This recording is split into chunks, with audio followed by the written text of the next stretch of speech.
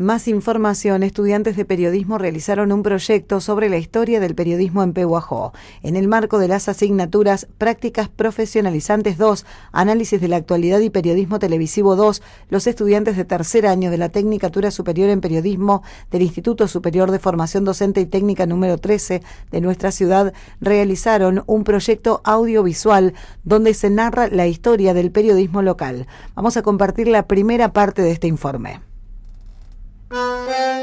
Pehuajó fue fundado el 3 de julio de 1883. Como en varias localidades, la prensa local tuvo un rol clave en la identidad de ideas políticas, sociales y culturales. La historia del periodismo en Pehuajó comenzó en 1898, con el periodista Luis Tula, fundador del primer periódico de la ciudad llamado La Razón, que con tinta y papel dio voz a una comunidad que se estaba construyendo. Cuando el 27 de agosto de 1920 se realizó la primera transmisión de radio en el país, por los locos de la azotea, en Pehuajó nació Fonovox, una propuesta que saltaba al aire directamente, combinando sonidos e innovación.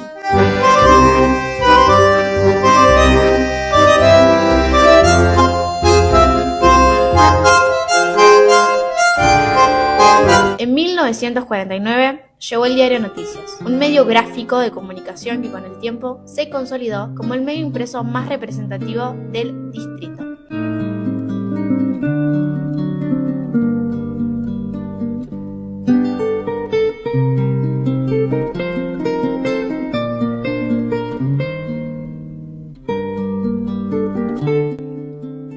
¿Cómo empezó tu carrera de periodismo? Escribir, pero enseguida me llamaron de acá del diario y desde entonces trabajé y colaboro en el diario, más allá de hacer algunas otras producciones audiovisuales. El cronista de fútbol de un estadio se manejaba con un handy y de ahí informaba. Obviamente la persona que estuvo en su momento, un conocido amigo, Sergio Ridela, no pudo ir ese fin de semana, y como los que manejaban los handys en ese tiempo, estoy hablando hace 40 años atrás, eran los bomberos o la policía, Raúl Brizolis, que estaba en la radio, fue a la comisaría a buscar a algún oficial que pudiera manejar un handy. Bueno, yo estaba en la comisaría, de hecho yo había iniciado mi carrera como oficial de policía, y me convocó, y bueno, y ahí empecé haciéndole un favor ese fin de semana, y bueno, un favor que hasta el día de hoy sigo abrazado al periodismo durante 40 años. A los 18 entré a trabajar como franquero en la redacción del diario y acá estoy hasta el día de hoy con el rol de director ya hace 6 años aproximadamente. En mi rol por ahí de director puedo abarcar todas las áreas para contar una noticia. Eso implica que uno lo pueda contar de manera escrita, de manera gráfica, con un gráfico de datos, con una investigación de datos. Y como surgen tantas herramientas dentro de cada una de esas opciones, es importante seguir conociendo para tener justamente esas herramientas a la hora de contar la noticia de la mejor manera y que mejor se comprenda también. Pero el periodismo que nosotros, en mi caso, yo empecé a transitar hace 40 años, era muy rudimentario, visto con los ojos de hoy. Visto en aquel momento era ultramoderno, por más que anduviéramos como unos grabadores que eran unas cosas así enormes, con unos rollos así de cinta, con un micrófono, tratando de hacer una nota, tratando de movilizarnos como se pudiera, hacer una transmisión desde un estadio tirando cables por teléfono para poder llegar a la emisora. Era distinto, lo mismo que la típica escritura en máquinas acá, con la máquina Olivetti, y después de ahí pasarlo al jefe de redacción, de ahí al niño tipista, que era el que tenía que armar letrita por letrita para después hacer las planchas, para después imprimir el diario. Todo eso se quedó en un pasado que es glorioso y que ha sido la base de todos estos avances que tenemos hoy en día.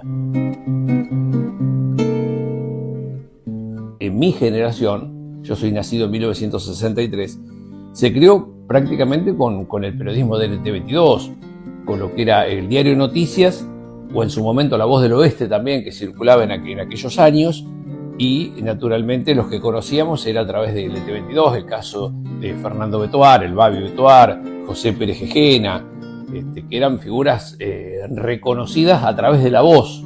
Después uno tenía la posibilidad de verlos, porque cuando íbamos a la cancha lo veíamos al Babi transmitir, o cuando íbamos a la radio, en el estudio mayor se hacían espectáculos en vivo con artistas, y eso era conducido por José Pérez Gejena. Que mi viejo va a ser uno de los que deje una huella importante en el periodismo.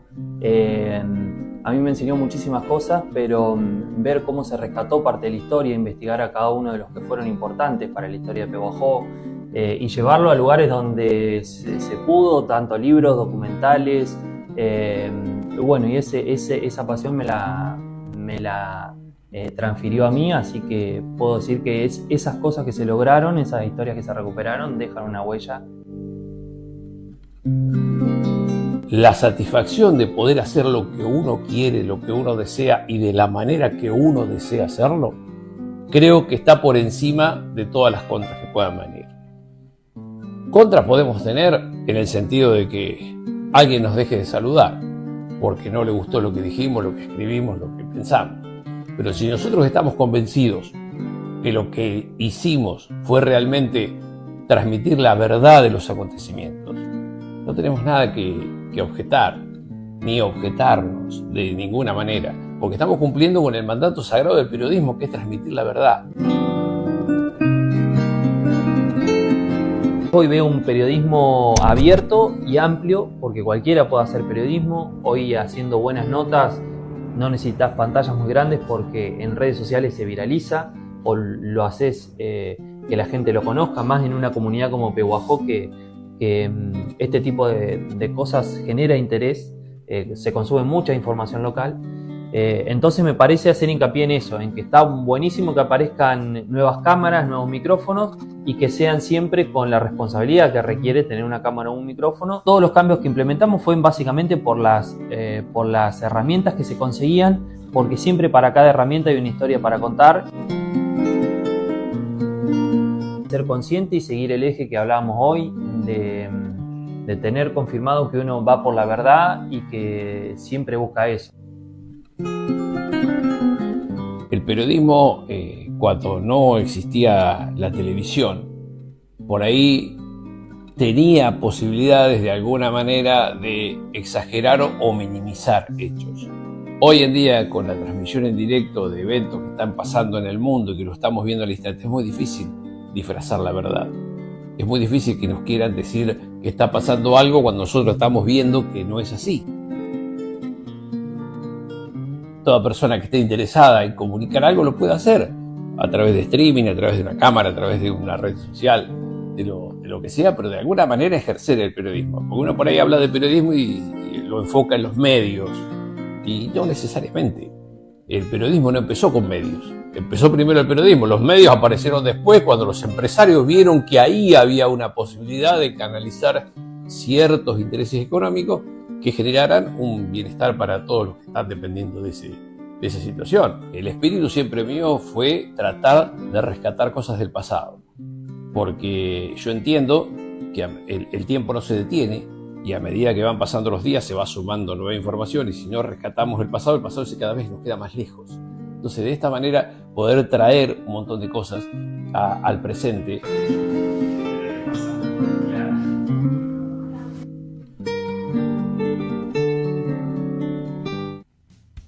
El 6 de junio de 1971, Pehuajó tuvo su primera señal AM, LT22 Radio Nueva Era. Durante más de 3 décadas, esta radio fue noticias, música, deportes y mensajes familiares. Una emisora que no solo informaba, sino que acompañaba al público del otro lado.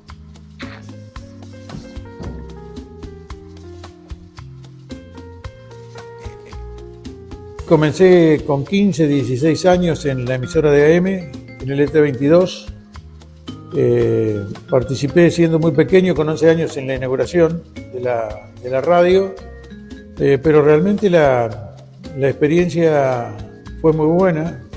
Es mi impresión desde muy chico. Primero como informante del fútbol, 5 minutos, Deportivo y San Martín igualan 0-0. No podía decir más de eso porque me pautaban muchas veces lo que decir, porque era muy joven yo. trabajar con él era una persona que te daba participación, ya te digo, primero de esa manera y luego fui incursionando, pero también con salidas muy espontáneas, cosas con doble sentido, con humor, que el oyente se reía siempre. Así lo recuerdan al Babi. Y era otra infraestructura de radio. Pero los estudios que tenía LT22, yo después de visita conocí radios profesionales, no le envidiaban nada a la infraestructura. Quiero reconocerlo a Negreira como pionero de la radio AM, indudablemente el Cholo, como le decíamos nosotros. Creo que hay muchos medios, mucho potencial humano y que realmente la radio se ha renovado, la televisión también. Y bueno, hoy por hoy hay muchos medios, también en internet, y hace de que el futuro sea muy bueno.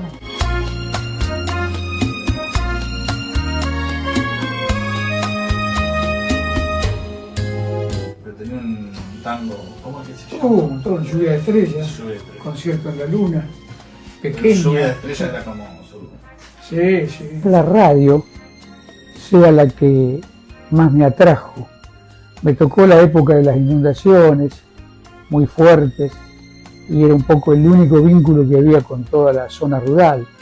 Teníamos que informar a qué hora iba el helicóptero con la comida, a qué hora llegaban los maestros en helicóptero, a las escuelas rurales. Esa fue la época que más me marcó. La radio era al toque, espontánea. Empecé en el año 68, estaba mirando, creo que sí, 66, 68. Fíjate, 60 años, ahora 60 años de actividad, pero siempre en la región. Decliné irme a otros lugares porque me gustaba el interior.